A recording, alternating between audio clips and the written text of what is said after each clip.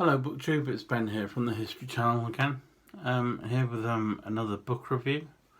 This time we're going to look at the Anglo-Soviet alliance, comrades and allies during World War II, and that's written by Colin Turbot.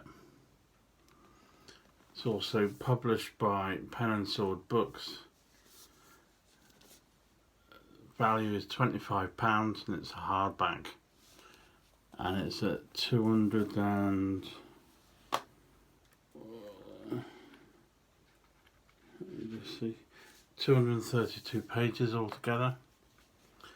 Now this is basically a book that looks at the relationship pre-Second World War and during the Second World War between Great Britain and the Soviet Union. So you've got the connection there between Stalin and Winston Churchill. If I just read you a little bit from the back, a well-illustrated social history of the wartime alliance between Britain and the USSR, which considers the interwar and wartime relationship between Britain and the USSR and its impact on the attitudes of ordinary citizens, examines how this is reflected in the lives of people in two vastly different states. Obviously you've got communism there and a democratic country.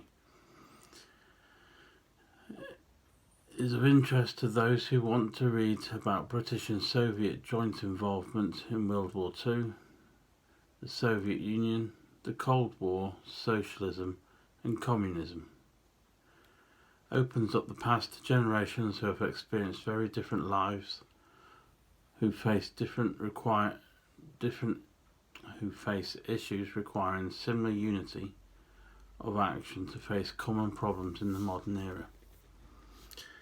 It's actually an excellent book in that it not only looks at the diplomatic ties between the two and the agreements between the two countries, it also looks at how it affects and the opinions of the ordinary people or the man in the street from both countries, and what their views and what their thoughts about what was going on and how they now look back at it.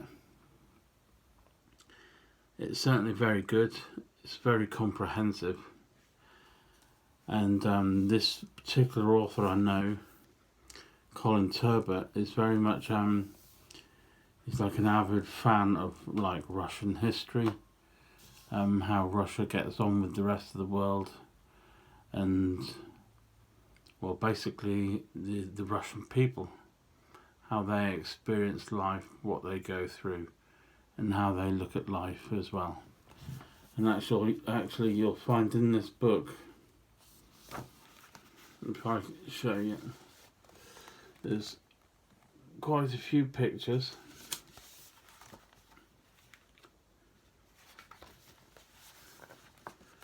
from various stages, pre-war and during the war.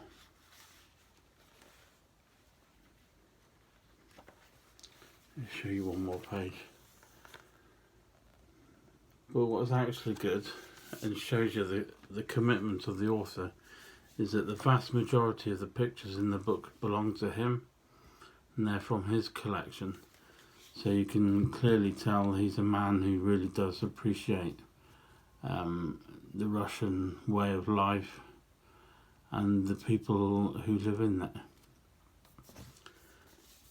So it's a really fascinating book, a look between the relationship between the two countries, Britain and Russia, and how they actually got on, because as well as all the agreements and conferences that were attended by the two leaders, you also had like the Arctic convoys, where Britain was helping to supply Russia with ammunition, machinery, weapons and vehicles such like tanks and jeeps, but also the raw material as well, so they were able to build some of their own tanks from that. And it was a bit like a lifeline between the two countries. They were all fighting, obviously Germany, so they were all against the one oppressor, and it's kind of a story or a part of history that kind of gets overlooked rather a lot. It's kind of just seen as, well, the West went in, beat Germany, and maybe Russia helped on a bit on the side sort of thing. But when you look at the amount of people that died, particularly on the Russian side, far more people died on the Eastern Front than they did on the Western Front. So that's an excellent book, in my opinion. The Anglo-Soviet Alliance, published by Pen and Sword Books and written by Colin Turbot. And that's that little book review for today. Thank you very much for watching. I hope you found it helpful. If you did, give us a thumbs up please, just below the video, and don't forget to subscribe to the channel, and I shall see you soon for more book reviews and more book talk. Thank you very much.